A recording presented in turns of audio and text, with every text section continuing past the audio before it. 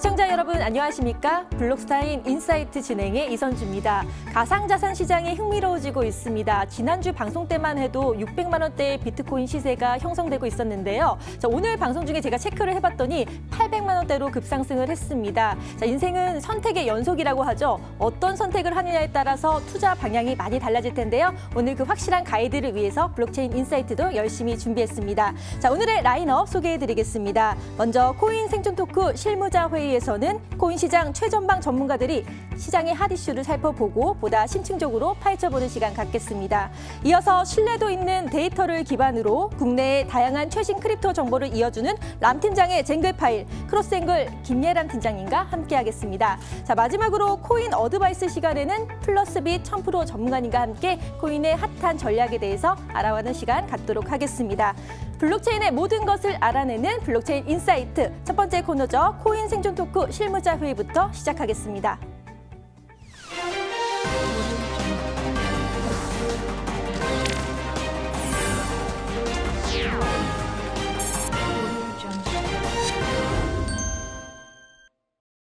블록체인계의 지극히 개인적이고 편파적인 방송이죠. 업계의 내밀한 속내를 시원하게 파헤쳐보는 시간, 코인 생존 토크 실무자 회의 시간입니다. 자, 오늘도 치열한 코인판 선봉에서 열일하고 계신 세 분의 전문가 모셨는데요. 플레타 박승호 대표, 디핀의 정윤성 이사, 파이엑스고의 김기성 매니저 세 분과 함께하겠습니다. 인사 나눠볼까요?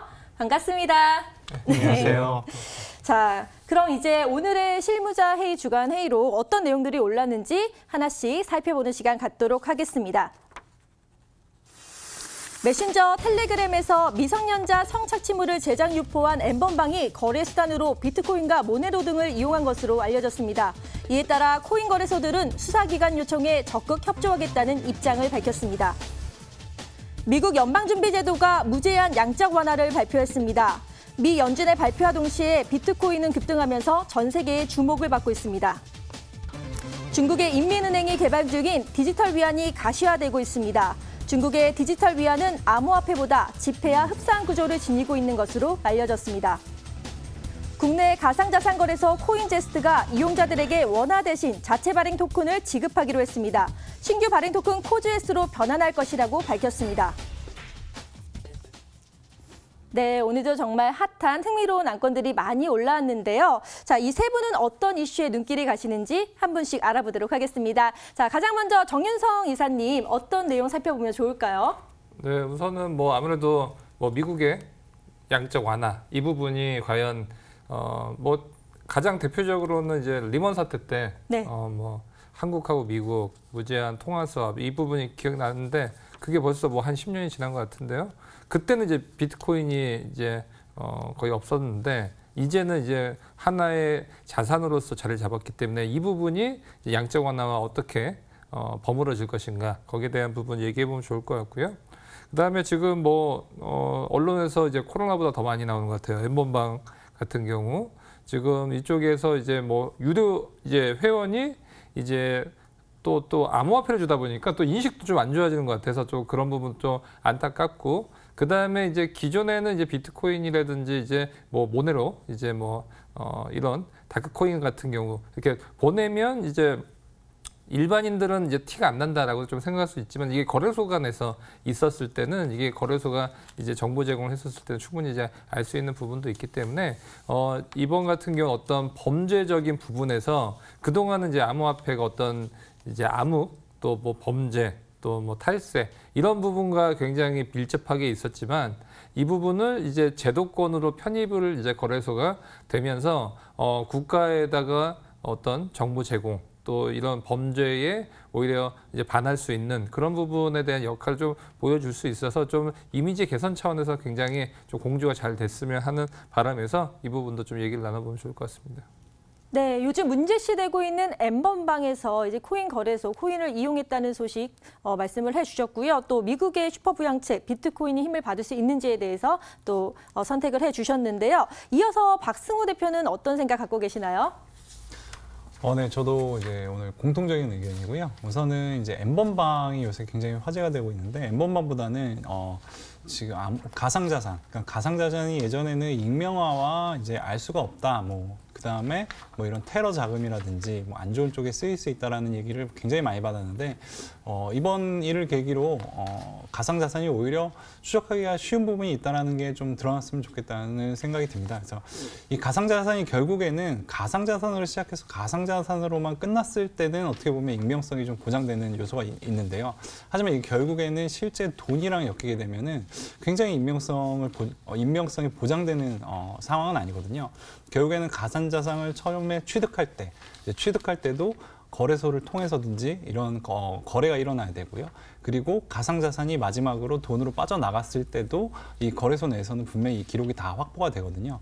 그리고 그 중간 흐름 단계는 모두 다 어떻게 보면은 투명하게 공개가 되어 있습니다. 그래서 그런 정보들을 잘 트레이싱해서 기록을 하고 추적을 하면은 절대적으로 가상자산의 흐름은 다 눈에 들어오거든요. 그렇기 때문에 이 가상자산이 오히려 잘 추적될 수 있고 오히려 안전하게 사용할 수 있는 자산이라는 이미지가 이번에 좀 생겨났으면 좋겠고요. 그 다음에는 당연히 양적 완화 부분에 대해서 굉장히 관심들이 많을 거라고 생각합니다. 그리고 양적 완화 키워드랑 또 맞물려 갖고 지금 비트코인 가격도 오르고 있거든요. 그래서 이 양적 완화가 정말 비트코인 가격에 탄력을 주는 것인지, 그리고 향후 양적 완화가 실질적으로 실행됐을 때 비트코인이나 이 가상자산 업계는 어떻게 변할지에 대해서 살펴볼 필요가 있을 것 같습니다. 네, 자, N번방에서 옳지 못한 일로 쓰였기 때문에 이것들이 오히려 그 코인, 가상자산의 익명성이 꼭 이렇게 보장되는 것만은 아니다라고 말씀을 해주셨고요. 또 미국 양적 완화와 또 비트코인의 또 시세 탄력성에 대해서 언급을 해주셨습니다. 자, 마지막으로 김기성 매니저는 어떤 생각 갖고 계시나요? 네, 저는 이 네 가지 안건 중에서 일단은 먼저 얘기하고 싶은 건 역시 미국의 양적 완화. 비트코인, 결국 저희가 이제 코인 방송이다 보니까 네, 이제 비트코인 가격에 되게 민감하잖아요. 그래서 비트코인의 힘을 받는지 안 받는지 이런 이야기들에 대해서 좀 자세히 했으면 좋겠고요. 그러니까 이 이야기는 이제 비트코인이 가격의 상승 뭐 이런 것들보다도 이제 비트코인의 어떠한 자산의 성격과 관련돼서 이야기도 좀 나누면 좋겠다 생각을 하고 있어요. 더불어서 이제 사실 국내에서 지금 요즘 많이 묻히긴 했지만 굉장히 지금 안 좋은 방향으로 가고 있는 게 이제 코인제스트 거래소에 이제 그 원화 이제 출금 문제가 있는데, 이제 원화를 결국 출금 못하는 상황이 되다 보니까 코인제스트가 또다시 무슨 코인을 발행을 해가지고 그 코인을 우리가 원화 대신 쓰겠습니다, 안 쓸까요, 이런 거 투표를 진행을 했다가 그 투표의 참여율도 굉장히 저조했고, 그랬음에도 불구하고 이제 과반수가 넘었다는 이유로 이제 결국 이제 코인을 또 발행해서 원화를 코인으로 대체하겠다. 이거 좀 굉장히 많이 심각한 문제가 될 거라고 저는 생각을 하거든요. 그래서 이 부분이 법적으로도 사실 문제가 없는지, 그리고 이 부분에 대해서 사실은 이제 반대표를 던졌던 쪽 사람들이라든가 또는 투표에 참여하지 않은 사람들도 이걸 그대로 적용받아야 되는지 이런 얘기들을 좀 나누면 좋겠다는 생각을 좀 합니다. 네. 네, 자, 코인제스트가 원화 대신 자체 발행 토큰을 발행하겠다는 이슈에 대해서 말씀을 해주셨고요. 이어서 역시 저희가 비트코인과 관련해서 흥미로운 또 미국의 슈퍼 부양책에 대한 말씀을 해주셨습니다. 그러니까 세 분이 공통적으로 미국의 양적 완화 정책이 나오면서 비트코인 시세 급상승을 더 이룰 수 있을지 많이들도 궁금해하시기 때문에 이 주제를 선택해 주신 것 같습니다. 그럼 세 분이 픽해 주신 오늘의 안건 다시 한번 말씀드리겠습니다. 미국의 슈퍼 부양책 비트코인 힘 반납 무제한 양적 완화 얼마큼 영향을 줄지 이 주제로 오늘 실무자 회의 시작하도록 하겠습니다. 자, 지금 코로나19 확산에 따라서 경기 침체가 전 세계적으로 문제가 되고 있죠. 그래서 미국이 지금 무제한 양적 완화, 달러를 많이 이제 좀 양적으로 보내는 그런 정책을 시행하고 있는데 이게 바로 가상자산의 시세에 어떻게 영향을 미칠지, 특히 비트코인이 이제 상승을 이끌면서 직접적인 영향을 줄지 궁금해하실 것 같아요. 여기에 대해서 가장 먼저 박승호 대표께 여쭤보겠습니다. 어떻게 보시나요? 무제한 양적 완화 전반적으로 긍정적으로 보시나요? 아니면 좀 부정적으로 보시나요? 우선은 저는 단기적으로는 좀 긍정적으로 봅니다. 네. 우선은 긍정적인 사람들의 의견도 많이 나오고 있고요. 근데 이게 이제 저는 세 가지 포인트로 좀 짚어보는데, 무제한 양적 완화라는 건 결국에는 돈을 이제 찍어내는 쪽에서는 제한을 두지 않고 어떤 특정한 이제 정책이 생기면 그거에 맞춰서 돈을 계속 찍어내겠다는 얘기고요. 그리고 어제 같은 경우는 이제 2조 달러 정도가 이제 양적 완화에 힘을 받쳐서 이제 이제 정책적으로 시장에 이제 2조 정도를 푸는 정책이 지금 통과되고 있고요. 그리고 여기에 또 하나 블록체인이나 이런 가상자산 쪽에서 또 눈여겨보는 거는 미국의 디지털 화폐로 발행해서 그거를 실제적으로 시민들한테 바로 전달해주겠다는 3가지 포인트로 되어 있는데요. 이 3가지 포인트 다 가상자산 업계에는 우선은 긍정적인 효과를 가져올 방향성이 좀 많다고 보고요. 하지만 전체 시장 경기에는 이 부분이 분명히 나중에는 특정한 단점도 가져올 것 같아서 이 단점이 또 가상자산에 어떻게 영향을 받는지에 대해서도 생각을 좀 해봐야 될 것 같습니다. 네, 자, 긍정적인 면과 부정적인 면에 대해서 또 말씀을 해주셨는데요.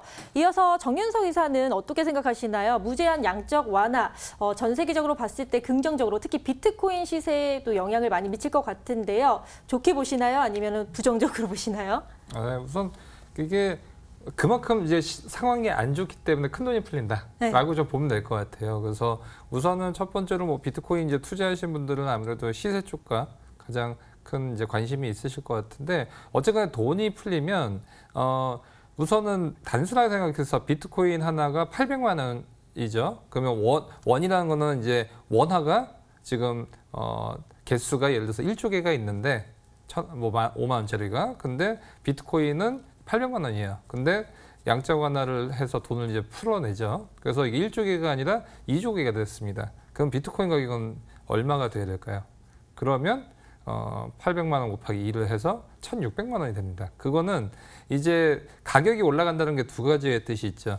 비트코인의 가치가 좋아져서 어떤 모멘텀을 그리면서 이제 올라가는 그런 가격 상승에 대한 부분이 있고 두 번째는 돈이 너무 많아져서 돈의 가치가 떨어지기 때문에 비트코인이 올라가게 보이는 거죠. 사실은 그런 어떤 밸류는 전혀 바뀌진 않았지만 돈이 떨어지면서 돈을 환산했었을 때의 비트코인 가격이 올라가게 보이는 그런 착시 효과가 있는데 비트코인 가격이 올라가는 이번에 어떤 특징은 이제 후자 쪽에 대한 부분이 좀 강하다라고 좀 볼 수 있을 것 같고요. 대신에 이제 항상 이제 돈을 풀었을 때 자산이 올라가는데 그것이 이제 어떤 자산군과 연결되냐 아무래도 그 당시에 어떤 돈이 돌면서 투자군이 집중되는 현상도 있거든요. 뭐 증시에 간다든지 부동산에 간다든지 아니면 비트코인에 간다든지 하는데 지금 우선 국내 같은 경우는 이제 원화를 비트코인을 사서 이걸 사는 그런 부분이 아직까지는 이제 은행 계좌라든지 이런 부분이 상당히 좀 불편하게 돼 있기 때문에 여기에 대한 어떤 제도적인 부분 또 그리고 각 국가마다 이런 현상이 또 다르고 양적 완화에 대한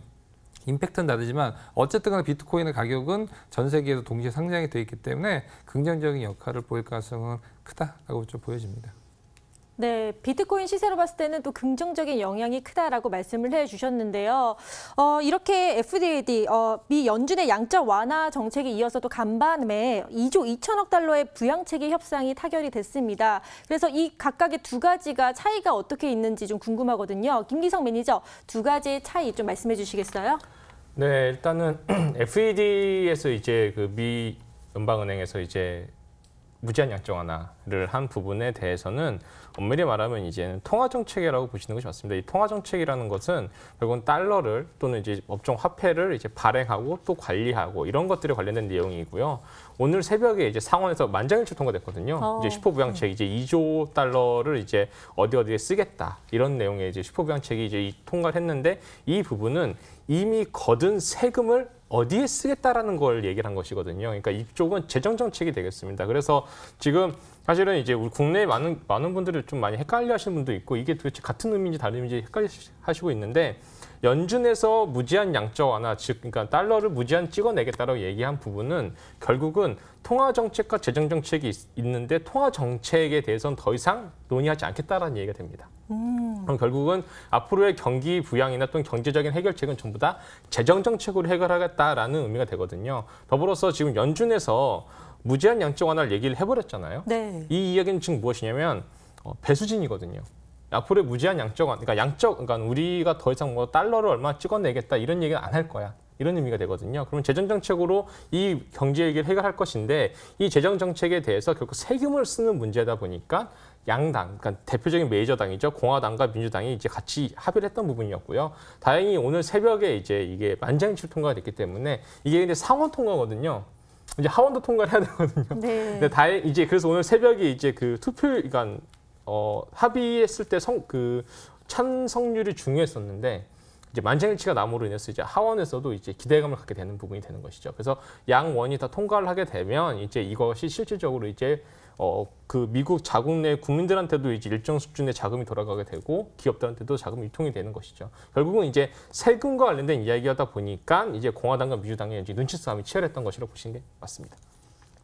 네, 또 간밤 2조 2천억 달러의 또 경기 부양 정책이 나오면서 여러 가지 경기 부양으로 인해서 뭐 증시나 이런 곳에 탄력을 받지 않을까라는 생각이 드는데요. 비트코인도 이러한 이슈가 나오면서 바로바로 또 영향을 받는 모습을 보이고 있습니다. 사실 금, 비트코인, 달러 이 세 가지를 뭐 안전자산으로 각각 상황에 따라 보고 있는데요. 여기에 대해서 각각 안전자산으로 지난주 저희 주제도 그랬죠. 안전자산이 맞나 비트코인이라는 얘기를 했었는데 지금의 시세로 봤을 때는 좀 많이 부각이 되고 있다라는 개인적 생각도 드는데요. 이렇게 안전자산의 대체제로 볼 수 있는 건지 비트코인이 여기에 대해서도 좀 궁금해집니다. 정윤석 이사는 어떻게 생각하시나요? 비트코인 지금 부각이 되고 있다고 생각하시나요? 지금 움직임은 사실은 이제 안전자산이 아니고 약간 위험자산하고 비슷하게 움직이고 있습니다. 그 얘기가 뭐냐면 보통 안전자산은 이제 증시가 떨어질 때는 반대로 올라가고 증시가 다시 어느 정도 안정세를 띌 때는 오히려 빠지는 그런 모습을 보여줘야 되는데 요즘 비트코인 같은 경우는 사실은 이제 증시랑 좀 많이 비슷하게 커플링 현상을 좀 그려가고 있다라고 좀 볼 수 있을 것 같고요.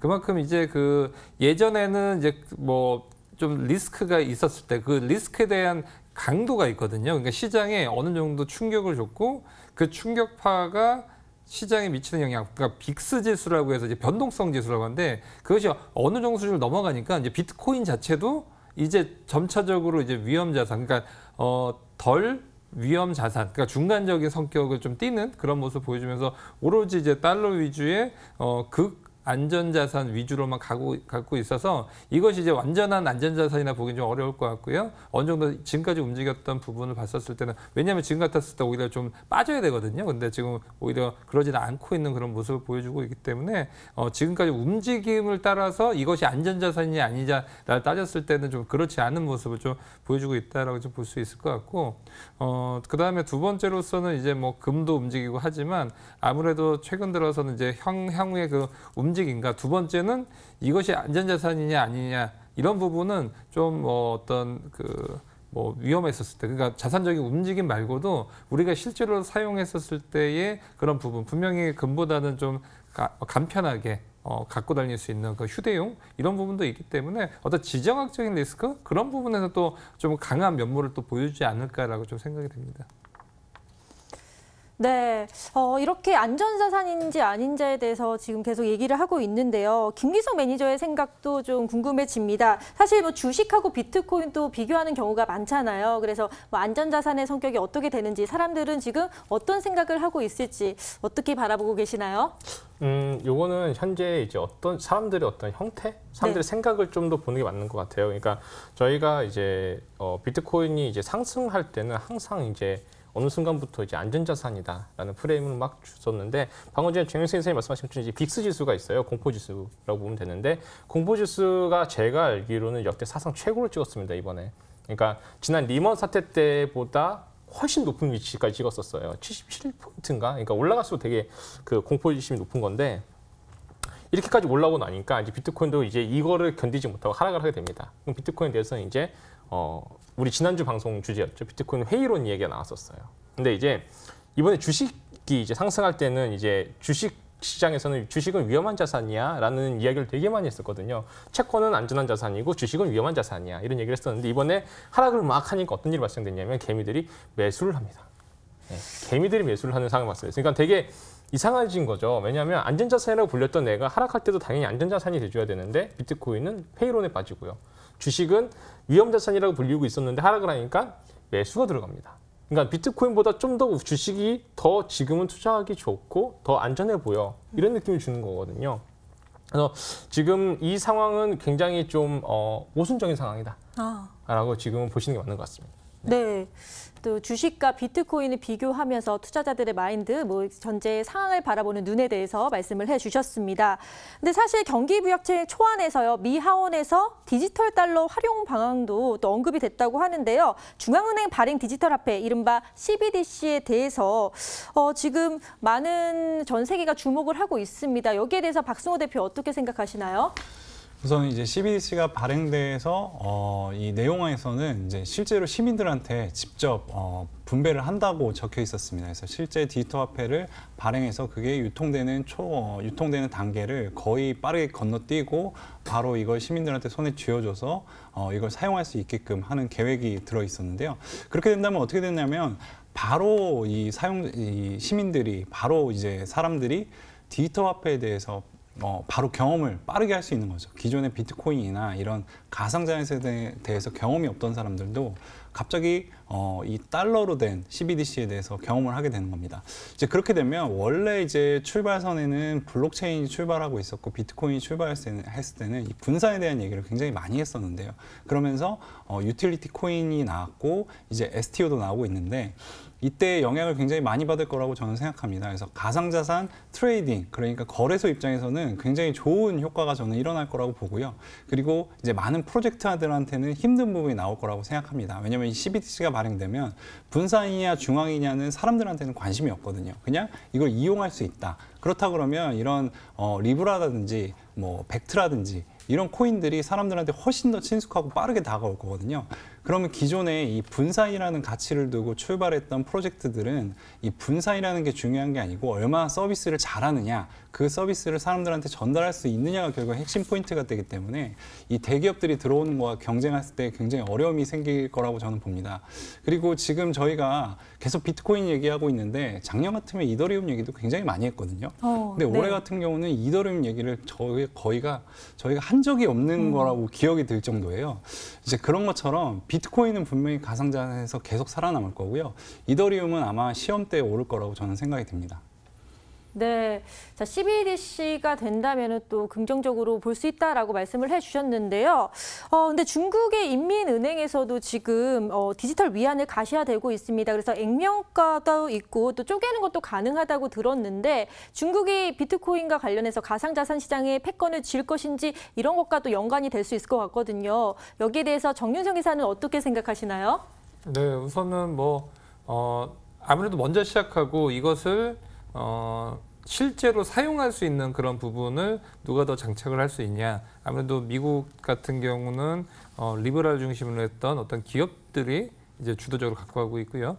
중국 같은 경우는 아무래도 국가에서 이제 주도적으로 하고 있는데 중국 같은 경우는 굉장히 좀 국가 주도적으로 했던 사업들 같은 경우 굉장히 빨리 좀 진행이 되고 기업들도 거의 상명 하던 식으로 해갖고 또 얘기하면 그냥 바로바로 일사천리로 진행되는 부분이 있어서 아무래도 속도 부분에서는 중국에서 가장 먼저 굉장히 빨리 지금 진행이 되고 있고요. 지금 보면 이제 액면가 얘기도 나오고 있죠. 100위안, 그다음 1000위안 하고 기존에 이제 비트코인은 이제 쪼갤 수가 있었죠. 소수점 단위까지 이제 쪼갤 수가 있는데 지금 이제 이제 디지털 화폐 같은 경우는 이제 중국 쪽에서 나왔던 거는 이제 이렇게 쪼개는 건 아니고 100위안 단위로 100, 200, 300 이런 식으로 가는 그런 방향으로 지금 나오고 있다라고 좀 볼 수가 있고 그 다음에 또 특허도 지금 발빠르게 하고 있습니다. 그래서 지금 발행이라든지 거래 기록 관리, 전자지갑, 익명 거래, 불법 계좌 등 이런 부분은 계속 되고 있어서 제가 봤을 때 굉장히 좀 체계적으로 국가 주도형으로 좀 가고 있어서 당분간 이제 중국에서 먼저 좀 치고 나가는 그런 부분 상당히 좀 보고 있고요. 추후에는 이제 페이스북 같은 경우는 글로벌로 시작이 되고 있기 때문에 어떻게 진행이 될지도 좀 관심이 가고 있습니다. 네, 중국에서 디지털 위안을 첫 시도를 또 적극적으로 하고 있기 때문에 만약에 제대로 진행된다면 또 큰 파란을 일으키지 않을까라는 생각이 드는데요. 간밤에 또 뉴욕 증시가 폭등을 했습니다. 연준의 부양책 첫 발표 직후에 오히려 좀 폭등을 하다가 주춤한 모습을 보이고 있는데 대려 비트코인 같은 경우는 1시간 만에 $500 이상 상승을 했는데요. 여기에 대해서 김기성 매니저는 어떻게 생각하시나요? 앞으로도 상승장 이어질까요? 사실은 제가 요즘 들어서 밤에 잠을 못 자요. 왜요? 왜냐하면 이제 10시 반에 나스닥에 개장을 하거든요. 네, 영향이 있죠. 네. 나스닥 개장을 해놓고 나스닥 차트와 지금 현재 비트코인 차트를 같이 비교를 하게 되면 뭐 항상 매번 똑같이 움직이진 않지만 그럼에도 불구하고 굉장히 유사한 흐름으로 지금 가고 있는 것들이 중간중간 나타나요. 네, 꽤 많은 시간 동안 나타나게 있는데 지금 일단은 경기 부양 측에 나왔다는 거는 결국은 이제 달러가 이제 기업들한테 들어간다는 의미가 되잖아요. 사실은 엄밀히 말하면. 그러니까 그 기대감이 있다 보니까 당연히 나스닥은 상승을 하는 것이고요. 현재 아까도 말씀드렸다시피 이제 빅스 지수, 그러니까 공포 지수가 아주 높은 상태에서 떨어졌던 비트코인도 이제 빅스 지수가 낮아지면서 상대적으로 같이 올라가는 그런 보시는 게 맞다고 생각을 합니다. 더불어서 지금 아까 이제 조현승 이사님 말씀해 주셨지만은 이제 어떤 주가나 또는 비트코인 자체의 가치 상승이 아니라 달러가 풀리면서 달러의 어떠한 가치가 빠지는 그 그림이거든요. 계속해서 결국은 이제 조금 더 장기적으로 볼 때는 비트코인이나 나스닥 이 정도는 이제 도리어 가격적으로는 굉장히 많은 상승을 이끌어낼 수 있지 않을까. 그러니까 상승할 수 있는 어떠한 조건을 만들어 놓은 게 아닐까라고 저는 생각을 하고 있습니다. 네, 비트코인 상승장의 조건을 만들어주는 게 바로 무제한 양적 완화다라는 또 의견 말씀해 주셨는데요. 이렇게 미국의 무제한 양적 완화 정책은 비트코인의 현재로서는 뭐 시세 상승을 이끌어냈지만 앞으로 어떻게 될 것인가에 대해서 이야기를 지금 나눠봤습니다. 그렇다면 오늘 이야기 나눈 안건에 대해서 세 분의 한 주평 들어보도록 하겠습니다. 자, 먼저 박승우 대표 한 주평 들려주시겠어요?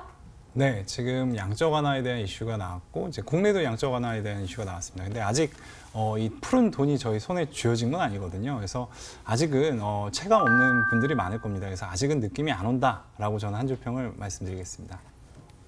네, 느낌이 오는 순간 다시 한번 말씀을 드리겠습니다. 이어서 정윤석 이사의 한 주평 들어볼까요?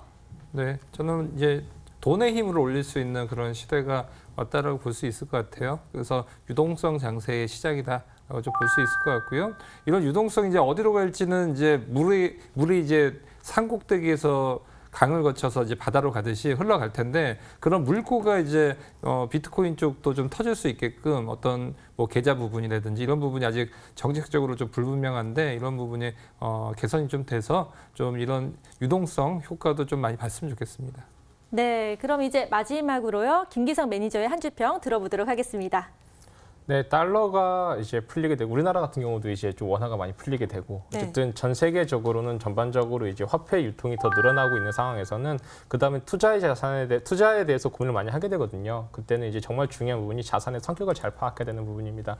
주식이든 또는 비트코인이 되든 금이 되든 그 각각의 자산들의 성격을 잘 파악하시고 그리고 그 성격이 항상 고정되진 않거든요. 상황에 따라서 어떻게 변하는지 맞춰서 잘 현명하게 투자를 할 수 있는 방안을 찾았으면 좋겠습니다.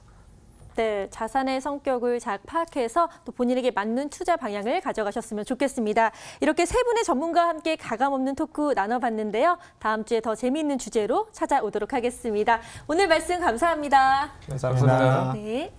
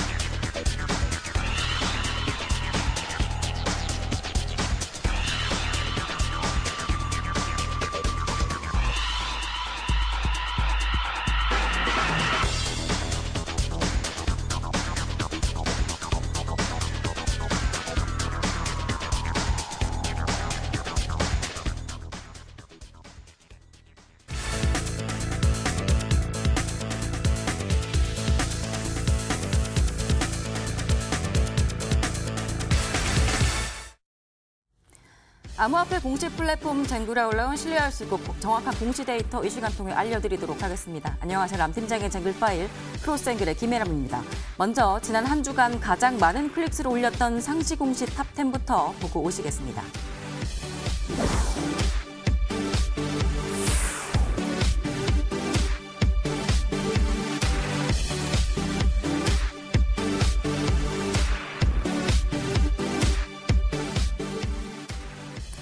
네, 네, 지난 한 주 또한 시장 매우 다이나믹했습니다. 클릭수 5위를 기록했던 공시를 보면 비트코인이 하루 만에 18.2%가 가격이 폭등했다라는 건데요.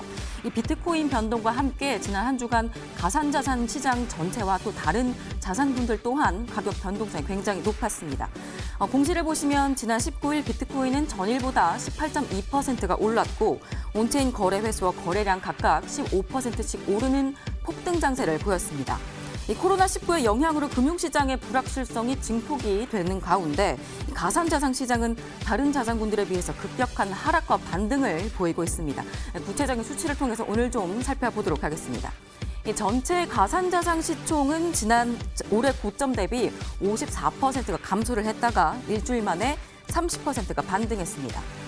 비트코인으로만 보면 시총은 올해 고점 대비 52%가 빠졌다가 36%만큼 회복을 했습니다. 비트코인 시총은 그래서 결국 현재는 올해 고점 대비 35%가 하락한 상태입니다. 다른 자산군들과 좀 비교를 해볼까요? 유가 전쟁을 치르고 있는 WTI를 제외하고는 이 전체 가상자산 시장과 비트코인은 다른 자산군들 비해서 가장 많은 시총 감소세를 보였지만 반등 또한 굉장히 빨랐습니다. 금은 올해 최고 시총 대비 12%가 감소를 했다가 11%만큼 올랐고 코스피는 36%가 하락했다가 11%만큼 반등했습니다. 이 니케이와 S&P를 보면 각각 31%와 34%가 하락한 후에 8%와 9%씩만큼 올랐습니다. 이 나스닥은 30%가 하락 후에 8%가 반등을 했습니다. 네, 다른 자산군 이야기를 했으니까 전반적인 금융시장의 불확실성은 어떤지 빅스 지수를 통해서 알아보도록 하겠습니다. 이 주식시장의 공포지수로 불리는 빅스 지수 모두 아시죠? 이 빅스 지수가 최근에 2008년 금융위기 당시 최고점보다도 더 높게 나타났습니다. 지난 3월 16일 82.69를 기록했는데 2008년도의 최고점은 80.86이었습니다. 좀 재미있는 점을 알려드리면 두려움에 떨고 있는 전통 금융시장보다 가상자산은 가격의 폭락은 심했는데 이 거래 향상을 보여주는 온체인 데이터는 가격과 다르게 안정적이었다는 겁니다. 새롭게 시장에 들어온 신규 지갑수와 한 번이라도 거래가 있었던 활성 지갑들을 보니까 연평균 수준을 유지를 하고 있었습니다. 여기다 거래에서 얼마나 새로운 유저가 유입되는지를 살펴보는 네트워크 신선도도 50%를 유지를 하고 있었습니다. 다시 말해서 가격이 크게 빠지거나 크게 오르는 특수한 경우에도 이 매수와 매도를 체결하는 거나 지갑을 이동하는 투자자들이 이 암호화폐 시장을 떠나지 않았다는 겁니다. 그러니까 매도를 치고 다른 시장으로 옮겨가거나 현금화를 하고 그대로 있는 게 아니라 이 시장으로 다시 돌아오고 있다. 뭐 이렇게 보시면 될 것 같습니다.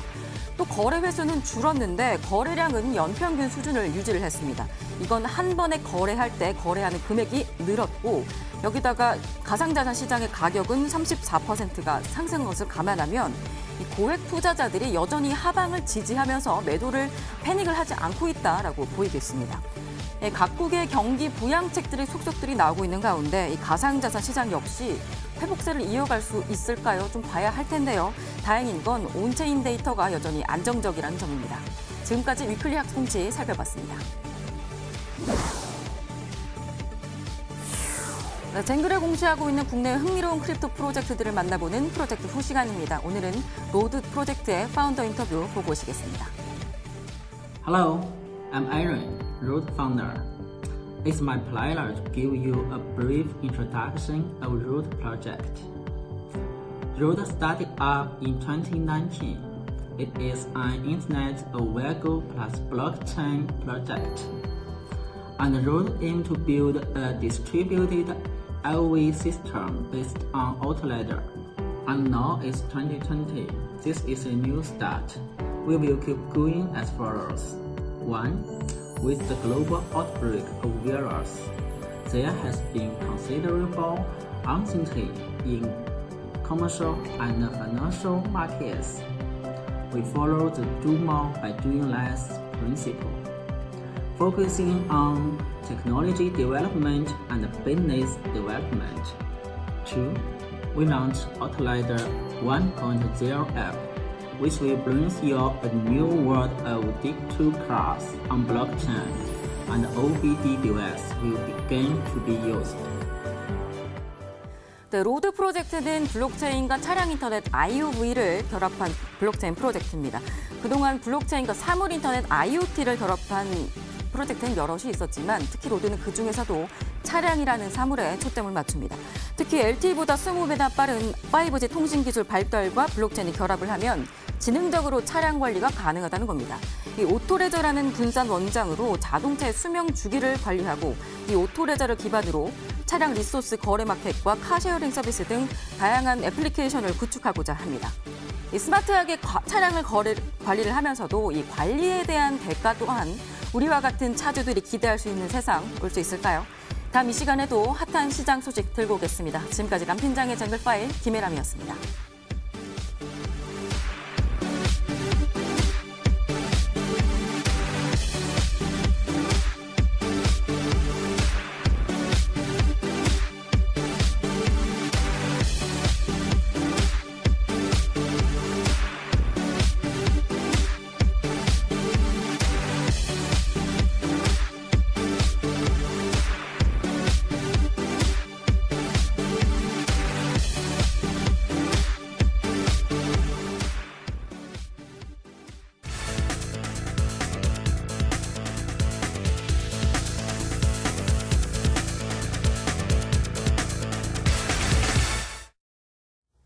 자, 어느 때보다도 코인 시장에 대한 냉철한 분석과 어드바이스가 필요한 시간이죠. 그래서 준비한 코인 어드바이스 시간입니다. 자, 오늘도 코인 읽어주는 남자 플러스빗의 1000% 전문가님과 함께하겠습니다. 반갑습니다. 안녕하세요. 반갑습니다. 네, 인사가 활기차신데요. 먼저 지난주 봤을 때 이제 비트코인은 많이 상승을 했는데 다른 알트코인들은 어떻게 됐는지도 좀 궁금한데요. 지난주 한 주 시장 좀 분석해 주시죠. 자, 제가 사실 지난 방송 때 나왔을 때, 인사가 안녕하세요. 반갑습니다. 10% 전문가입니다. 자, 지난 방송 때 나왔을 때 혹시 뭐 기억하실까요, 우리 앵커님? 좀 혼란스러운 상황이지만 또 네. 긍정적으로 보셨죠? 네. 네, 사실 제가 지난 방송 때 나왔을 때 사실 매수할 것은 없다고 좀 이렇게 이야기를 해드렸습니다. 그러면서 자, 이제 비트코인 선물하시는 분들, 이제 숏포지션을 새롭게 진입을 하시거나 또는 진입이 돼 있는 분들 이제 유지를 해라. 자, 이렇게 이제 이야기를 하고 나서 이제 방송 끝나고 나서 1시간 만에 엄청난 이제 급락이 이렇게 이제 물량들이 이제 쏟아져 나왔습니다. 저도 이제 사실 이 정도까지 뭐 빠질 정도였나라는 조금 생각도 이제 많이 들긴 했었는데 거의 이제 비트코인이 1000만 원 이상에서 이제 거래가 되고 있다가 그냥 당일날 이제 1시간 만에 거의 반토막까지 이렇게 크게 이제 급락세가 나와줬었죠. 그러면서 이제 안 좋은 흐름들과 그 다음에 좀 이제 우리 이제 매수하고 있었던 분들 굉장히 크게 이렇게 뭐 당황하지 않았을까라는 생각이 이제 있었습니다. 자, 그런데 중요한 것은요. 만약에 이 블록체인 인사이트 방송 꾸준히 이제 보시는 분들이라면 충분히 대응을 하셨을 겁니다. 제가 아무래도 생각을 해봐도 충분히 이렇게 물량이 이렇게 쏟아져 나왔던 이유를 보니까 아무래도 채굴자들이 현금화를 이제 진행을 한 게 아닌가 이렇게 이제 생각이 들고 있는 상태고요. 지금 전 세계적으로 모든 투자 상품 자체가 현금화를 진행을 하고 있습니다. 자, 비트코인도 현금화는 이제 진행을 하고 있는데 중요한 것은 이 비트코인의 단기간에 어느 정도 이제 수급이 들어올 것이냐 이제 그게 중요한 부분인 것 같은데요. 결국에는 다음 달이죠. 한 달여 이제 기간이 이제 앞당겨 나왔을 때 이제 비트코인 반감기 때 다시 한번 우리가 이제 기회를 한번 노려볼 만한 그런 중요한 자리 이제 위치가 돼 있다라고 좀 이야기를 해드릴 수 있을 것 같습니다. 네. 기회를 노려볼 만한 중요한 자리에 위치해 있다라고 말씀을 해주셨는데요. 지금 비트코인 같은 경우는 7,000달러 아래에서 등락을 거듭하고 있고요. 다른 코인들도 지금 변동성이 큰 상황이라고 보여지는데 이번 주 그럼 어떻게 해야 될까요? 코인 전략 좀 알려주시겠어요? 사실 이번 주 전략은 지난 방송에도 마찬가지로 현금화로 일단은 대기는 하고 있어야 된다라고 좀 생각이 들거든요. 네. 자, 우리가 이제 특히나 이제 코인 투자하시는 분들 대부분 보면 매일매일 매매를 해야 된다. 또는 이제 뭐 수익을 크게 가져가야 된다. 자, 이런 강박관념이 어느 정도 이제 사로잡혀 있는 분들 굉장히 많이 있을 수 있습니다. 그런데 이제 코인 투자하시는 분들 어느 정도 이제 투자 좀 하시는 분들은 아마 포착이 되셨을 거예요. 왜냐하면 조만간에 대반등의 이제 기회가 한번 올 때가 됐구나. 자, 그때는 지금 현재 이번 주가 아니라 제가 생각할 때는 좀 다음 주 정도 이렇게 이제 위치가 예상이 되고 있는 상태거든요. 자, 그렇기 때문에 이번 주 주말은 또 뭐가 있습니까? 비트코인 선물 옵션 선물 만기가 있습니다. 그게 이제 내일이죠. 바로 이제 25시에 만기가 관계가 있는데 지금 현재 기관들 쪽으로 이제 풋옵션이 물량들이 꽤 이렇게 많이 들고 있기 때문에 자 가격 약세는 어쩔 수 없이 나올 가능성이 이제 굉장히 높은 상태고요. 자 중요한 것은 아무래도 이제 그 글로벌적으로 이제 금융 상품 현금화한다고 앞에서도 자 잠깐 언급을 드렸었는데 자 중요한 것은요. 이 미국 이제 GDP 발표가 이제 오늘 저녁에 9시 30분에 발표가 됩니다. 자 그러면서 이제 미국 이제 실업 청구 건수도 이제 발표가 되는데 이 영향이 증시하고 만약에 안 좋게 만약에 나온다 그러면 증시 영향을 끼칠 가능성이 굉장히 높겠고요. 실망 매물들 다시 한번 바닥을 찍은 줄 알았던 증시도 마찬가지로 실망 매물들과 차익 실현 물량이 쏟아져 나올 가능성이 굉장히 높겠고요. 그 반대로 이제 디커플링 되면서 우리 비트코인 쪽과 암호화폐 쪽은 반대로 움직여줘야 되는데 동시에 현금화가 진행이 될 수 있기 때문에 이번 주까지는 자 관망의 자세로 조금 어느 정도 이제 유지를 하시는 게 이제 좋겠다는 말씀 드리도록 하겠고 자 공매도 포지션 유지를 하고 있는 분들이라면 아직까지도 숏 유지를 하시는 편이 좀 낫지 않을까라는 말씀 드리도록 하겠습니다.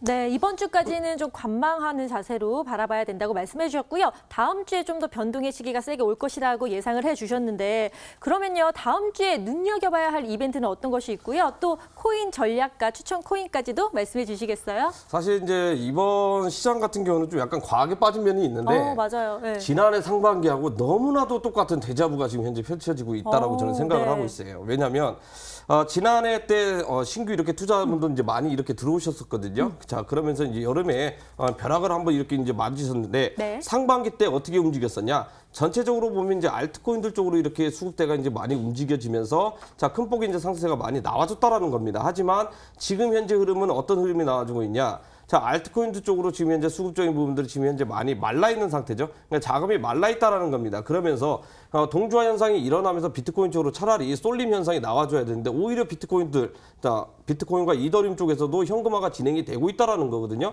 자, 이 말은 뭐냐면 아직까지도 지금 현재 매수세가 그 반등의 기미가 나오지 않고 있다라는 겁니다. 지금 비트코인 그 난이도도 지금 현재 낮은 상태죠. 자, 채굴자들이 지금 현재 채굴도 많이 안 돌리고 있다라는 겁니다. 자, 비트코인 난이도가 이렇게 낮은 상태에서 채굴자들은 결국에는 의미가 없다라는 거거든요. 자, 결국에는 수급적인 부분들 물량을 계속 가져와야 되는데 굳이 돌릴 필요가 없다라는 겁니다. 왜냐하면 자, 우리도 지금 현재 힘들기 때문에 현금화를 해놓고 일단 기다리고 있다가 자, 투자자들이 어느 정도 빠져나가려고 하는 찰나에 자, 저가격에서 말 그대로 이제 저가 매수세가 이제 들어올 가능성이 굉장히 높다라는 거거든요. 자, 이번에 채굴자들도 결국에는 자, 차익 실현을 하면서 자, 큰 폭의 이제 물량들을 지속적으로 그 매도를 하면서 물량들을 많이 모아놨다라는 겁니다. 바로 이 이런 구간들이죠. 자, 이런 구간들에서 그냥 시장가로 많이 다 던져버렸기 때문에 자, 이 부분에서는 지금 현재 의미 있는 매수세들이 많이 안 나오고 있습니다. 변동폭만 지금 현재 올랐다 내렸다 이렇게 널뛰기 장세만 지금 현재 펼쳐지고 있는데 자, 이런 구간들이 다 지나가고 나서야 그 이후에 본격적인 매수세가 들어올 가능성이 굉장히 높다. 자, 지금 현재 채굴 난이도가 낮다고 그랬습니다. 자, 재단 입장에서 살펴봤을 때 채굴 난이도를 만약에 공격적으로 이제 올라가게 되면 업그레이드를 하게 되면 그때서야 채굴자들도 자, 본격적인 채굴에 이제 들어올 가능성이 굉장히 높기 때문에 자, 이번 주까지는 좀 쉬시고 다음 주에 본격적인 매수세를 좀 이렇게 해보면 괜찮을 것이다라고 좀 말씀을 드리도록 하겠습니다. 네, 신형 채굴기로 인해서 이 난이도가 하락 중인데 채굴 난이도가 재조정이 된다면 상승 탄력이 예상된다라고 말씀을 해주셨네요.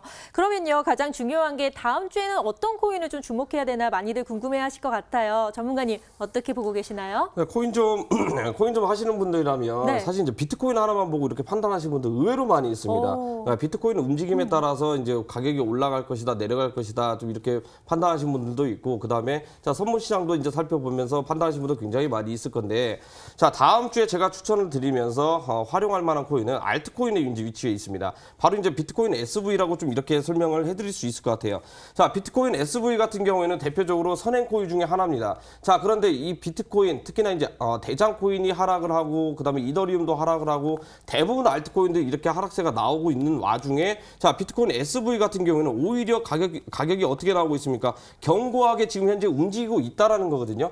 자, 비트코인이 만약에 뭐 5% 빠진다, 10% 빠진다 그러면 자, 알트코인들은 얼마나 빠집니까? 20%, 40% 아니면 50%까지 내려갈 수도 있는데 자 비트코인 SV 같은 경우는 지금 현재 가격이 크게 움직임이 많이 없다라는 거거든요. 자 물론 이제 중간중간에 차익 실현 물량들이 자 나오는 움직임도 있을 수 있겠지만 지금 저점이 지속적으로 알게 모르게 높아가고 있다라는 겁니다. 자 그러면 이번 주까지 횡보 장세를 만약 유지를 했다가 자 다음 주에 본격적으로 이제 상승 장세에 도래를 한다라고 가정을 했을 때 자 비트코인 SV가 먼저 선행적으로 움직이면서 큰 폭의 상승을 먼저 견인을 할 가능성이 높다라는 겁니다. 자 지난해에도 마찬가지였고 자 지난해 하반기 때도 마찬가지였습니다. 자 비트코인 SV가 먼저 선행적으로 움직이고 나서 그 뒤에 이제 메이저 알트코인들이 움직였죠. 자 그런 다음에 비트코인도 다시 동조가 일어나면서 자 일제히 상승가 나왔었는데 그 중에 이제 키포인트가 바로 비트코인 SV가 먼저 선행적으로 움직였기 때문에 전체적인 시장 활기가 나왔다라고 이제 생각을 하셔도 좋을 것 같아요. 자 지금 현재 거래 가격대가 21만 2천 원 부근에서 이제 거래가 되고 있습니다. 자 하지만 이번 주까지는 관망을 하시라고 그랬죠. 관망을 하라는 것은 가격이 어느 정도 눌림이 나올 수 있다라는 겁니다. 자 비트코인 지금 현재 매수 가격은 자 20만 원 이하부터 20만 원 이하부터 충분히 눌림이 한번 나올 수 있거든요. 20만 원 이하부터 분할 매수를 통해서 한번 접근하시고요. 자 단기적인 목표 가격은 좀 욕심을 내보셔도 좀 좋을 것 같아요. 26만 원까지 단기적인 목표가 설정을 해드리도록 하겠고 자 손절 가격도 중요하겠죠. 자 손절 가격은 18,000원까지 진행을 해드리면서 자 SV 그 비트코인 SV 코인 잘 지켜보시면서 선행적으로 움직일 때 그때 동조화시키는 코인들도 다 같이 보면서 크게 수익을 가져가시면 좋을 것 같습니다. 네, 다음 주 주목할 코인으로 비트코인 SV에 대해서 말씀을 해주셨는데요. 비트코인 SV를 시작으로 알트코인의 반등이 예상된다 하시면서 20만 원 이하의 분할 매수를 추천해 주셨습니다. 여기 참고하셔서 성공 투자하시길 바라겠습니다. 이렇게 오늘의 코인 어드바이스 시간, 코인 리딩 전문가죠. 플러스빗 1000% 전문가님과 함께했는데요. 오늘 말씀 감사합니다. 네, 감사합니다.